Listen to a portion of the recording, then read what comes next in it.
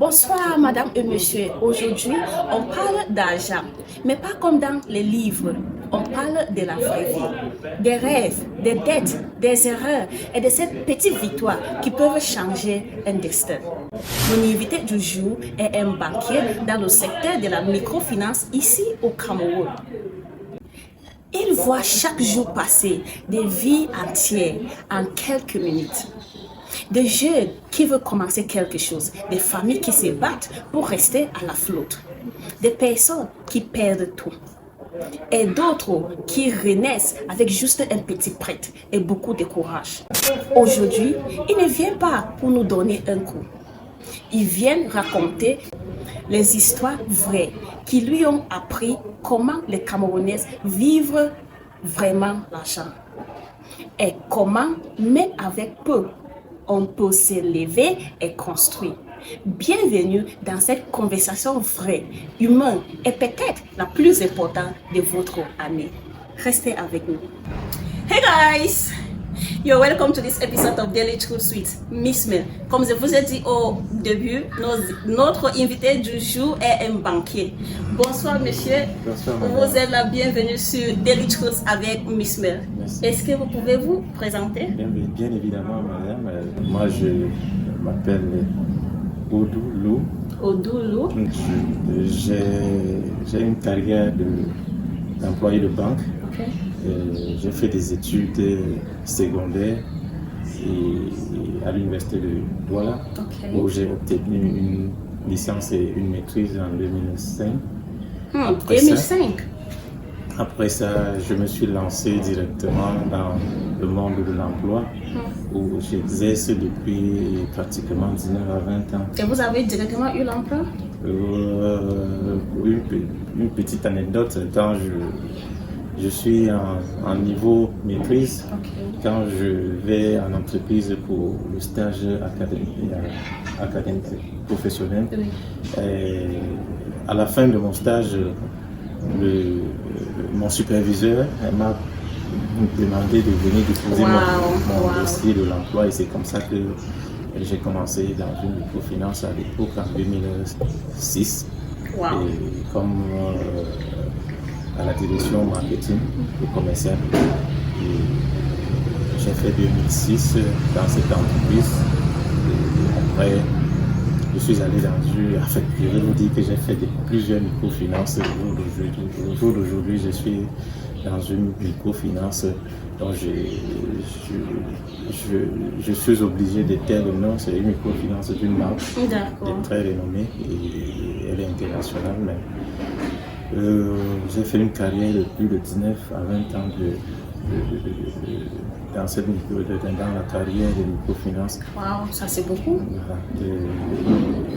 Je suis passionné par ce travail parce que j'ai fait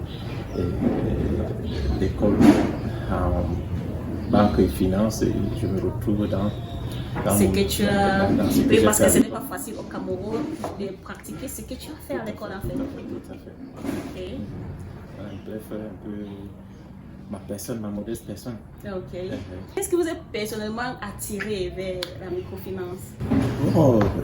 Pas forcément attiré dans la microfinance. Vous savez très bien que quand vous finissez l'école, le premier emploi qui vous tend la main, c'est ce que vous prenez. C'est ce que vous prenez. D'autant plus qu'on n'a pas d'expérience. On n'a même pas des autres alternatives de choisir. On n'a pas une alternative.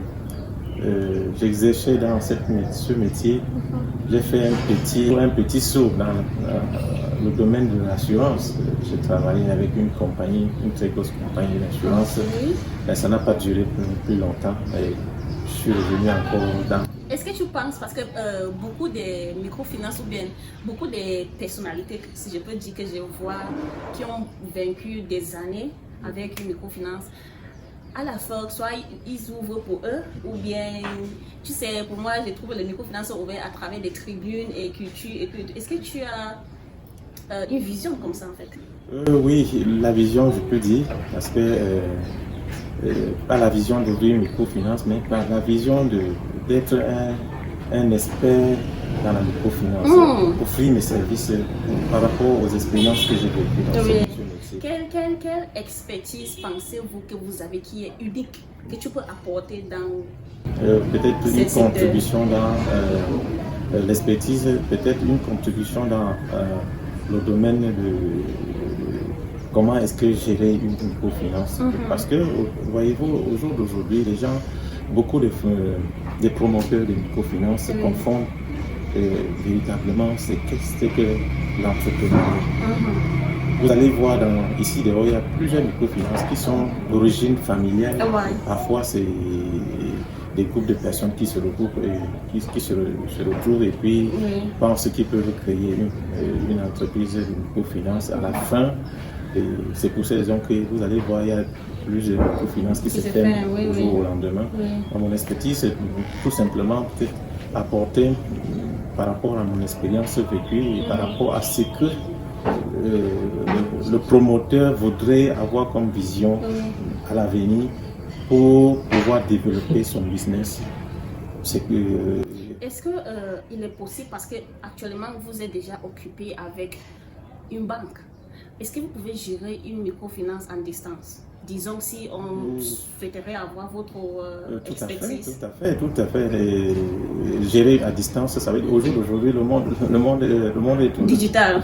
Ça veut dire que, en fait, je peux contribuer à distance pour l'épanouissement d'une microfinance, n'étant même pas dans l'entreprise, juste apporter ma petite contribution dans le développement managérial de cette entreprise. Quel a été votre premier choc le jour que vous avez commencé dans ce secteur? Le premier choc que j'ai eu quand j'ai commencé à travailler, c'est qu'à peine commencé à travailler, à peine qu'on me promet pour un poste au vu, mais ce que j'apportais pour l'entreprise, ça n'a pas fait quelques mois, l'entreprise a fermé. Quoi? Ça veut dire ton espoir était?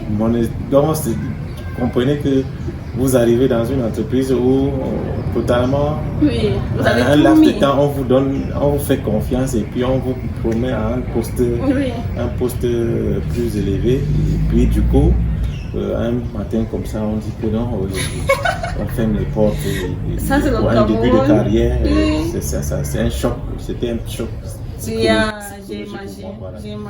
Là, ça ne vient même pas d'un client, mais ça vient de l'entreprise. Et ce choc psychologique, ça nous amène à penser comment est-ce que les épargnants qui ont mis de l'argent, qui ont gardé leur argent, comment est-ce qu'ils vont se comporter, comment ils réagissent, comment est-ce qu'ils vont continuer à vivre pour quelqu'un qui a déposé des sommes importantes pour épargner, peut-être pour un projet.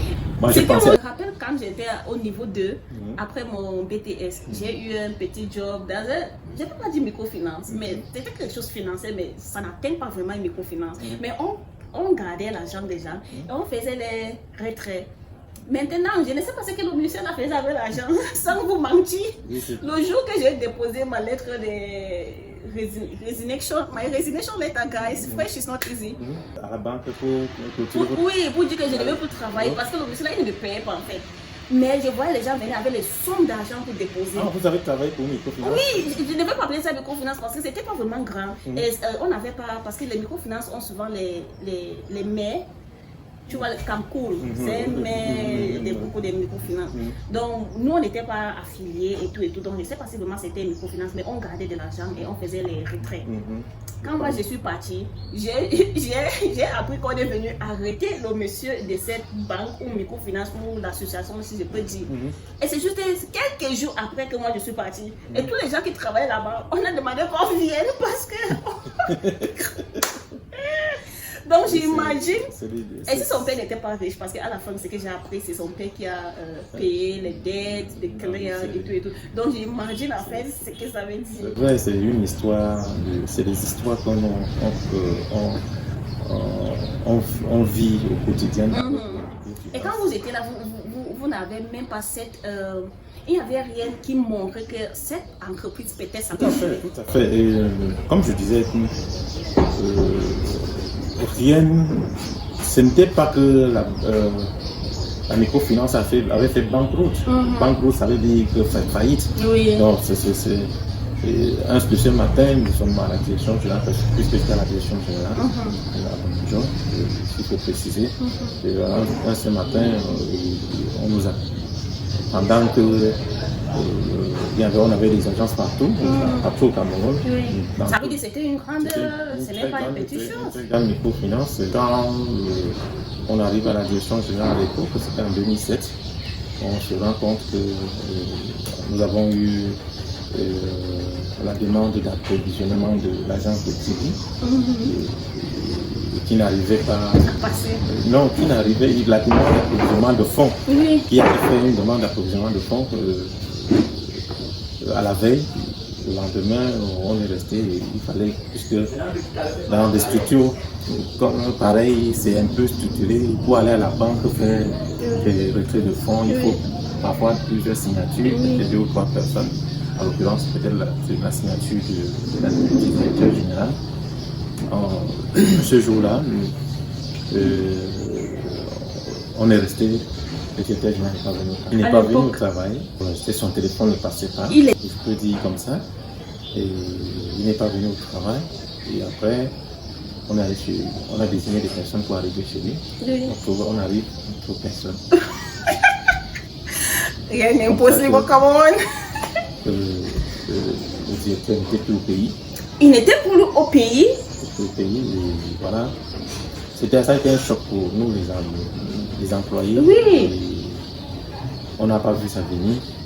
Une microfinance qui était en pleine expansion. Partout au Cameroun. Partout au Cameroun. Donc voilà. C'est comme je disais. Moi, je suis choquée. Pour répondre à votre question, c'était le premier choc que j'ai eu quand j'ai commencé à travailler dans le secteur. C'est vraiment choquant.